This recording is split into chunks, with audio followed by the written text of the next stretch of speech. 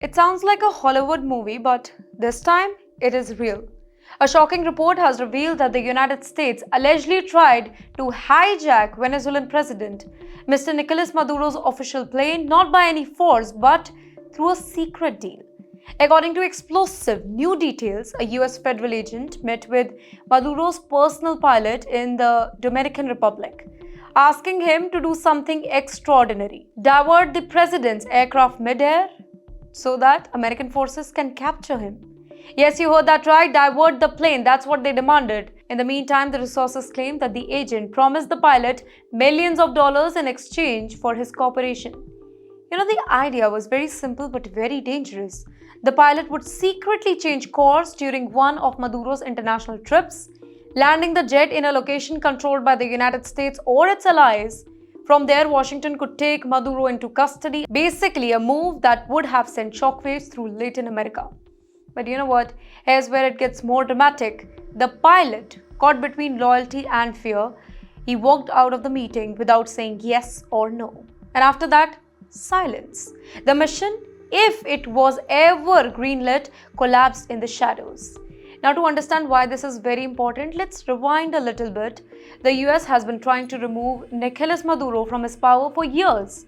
Washington does not recognize him as Venezuela's legitimate leader, accusing his government of drug trafficking, corruption, and even human rights abuses. But all attempts, from sanctions to even covert operations, have failed, and this latest revelation shows just how far the US might be willing to go. Here, experts say that this plane diversion plan fits into a long pattern of covert action and regime change tactics in the Latin American region.